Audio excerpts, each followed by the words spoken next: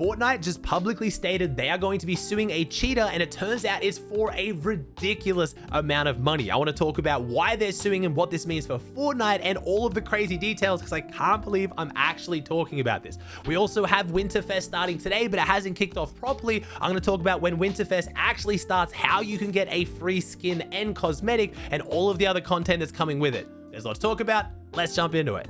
Let's kick off with the big one. Fortnite suing a cheater for over $200,000. Not someone who made cheats, someone who used cheats in a tournament. So they came out publicly on the Fortnite competitive Twitter and they made this statement. This week, we filed a lawsuit against a player who cheated in our tournaments. This player used cheating software and hardware and tried to avoid getting caught by using multiple accounts. It didn't work. Cheating has no place in Fortnite, and we're doing everything we can to stop it, including legal action. So what they've replied to here, in case you guys missed it, was Fortnite made a blog post about how they were going to stop cheaters. They talked about, adding extra requirements to play in tournaments, banning people if they get caught playing with a cheater. We've talked about all that, but they did also mention taking legal action. Now, Fortnite has taken legal action against cheat developers in the past. I don't know if they've ever taken legal action against an actual cheater though. And it makes sense to go after the cheat developers, people making the cheats, because if you can stop them, then no one gets the cheats to use them. But the problem with that is there's always going to be another cheat developer, and you need to stop the people from actually using the cheats. And by doing this, I don't know why anyone would risk cheating in Fortnite now. It was already really annoying, and depending on whatever your morals are around cheating, the fact that there was money up for grabs, and a lot of these cheaters saw it as an investment, they'll pay a cheat developer to give them cheats for like $400 or $500 for good cheats or whatever it costs, then they would use that, and as long as they got far enough without getting caught, they would make the money back, and it was kind of like a job. It was like an investment.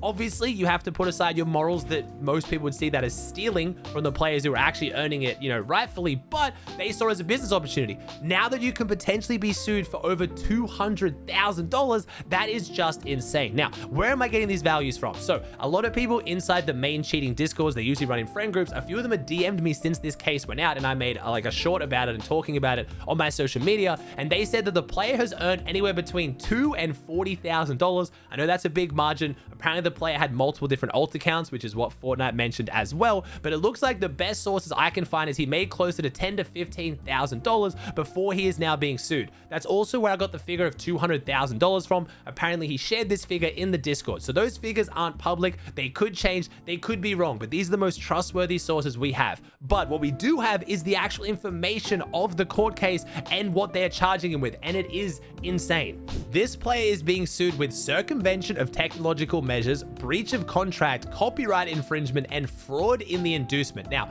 it is worth mentioning I am no lawyer. I am not an expert on Australian or US law, but I did talk to people today who are, and I got some information around this case, and the $200,000 mark isn't actually that unreasonable. That sounds like probably a very fair assessment of this. You've got to remember, not only is Fortnite going after them for damages, they've also stated they're going after them for their legal costs to get those damages. And if you've ever had to hire a lawyer, you know they're not cheap. And also that fourth one, fraud in the inducement, that is a criminal charge. Fraud is a criminal charge. So not only is this player now being sued for over $200,000, allegedly, they are also, if found guilty, going to end up with a criminal record most likely. Obviously, things could change from here. Maybe the parents talk to Epic Games and they can settle or do something, but at this point, Epic is going after this person for everything. They are not messing around with cheaters right now.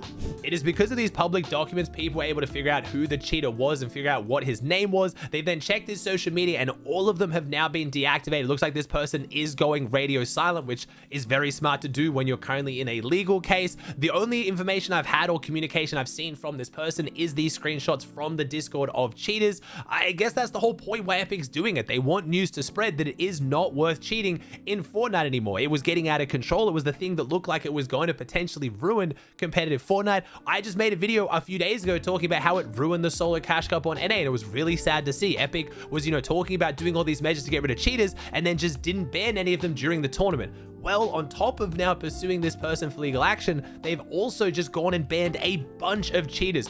We have teams moving up to 50 places on some of the leaderboards in some regions.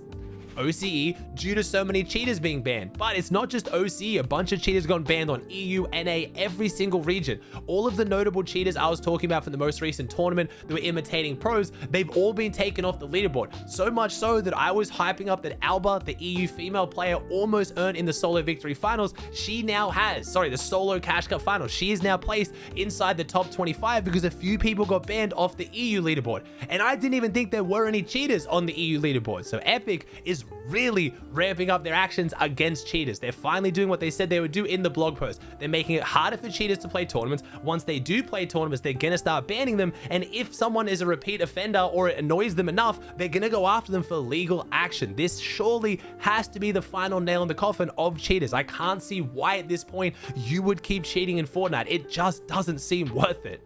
Moving on to lighter news, we have Winterfest officially here, kind of. If you jumped into Fortnite, you've seen the map is covered in snow. Winterfest is kind of kicked off, but it hasn't properly because we're waiting for Mariah Carey to defrost. And I don't mean that in the way people say that. I mean literally. We have an ice cube in the middle of the map right now with Mariah Carey inside, and once it fully defrosts, we're going to get a mini event to kick off Winterfest, and you're even going to be able to go up and interact with her NPC to get a free "All I Want for Christmas Is You" emote. She's also going to have a skin that you can buy. It is all ridiculous, but the good news, and I know what you all care about, we are getting the Winterfest cabin coming back, and we are getting free cabins. Sheena has leaked what the Winterfest cabin looks like. It looks amazing. You'll notice there on the right, there is a skin. That is Santa Snoop, and we are getting Santa Snoop for free. You're getting the entire bundle and the skin, everything for free if you visit the Winterfest cabin this year, which is amazing. As far as when the Winterfest cabin is supposed to actually kick off with the update, like I said, we are waiting for Mariah Carey to defrost. It should be tomorrow. I'm guessing late tomorrow night for most of you guys around the world with the time zone that watches me. It's supposed to come out on the 20th-ish, so it's going to be out very, very soon.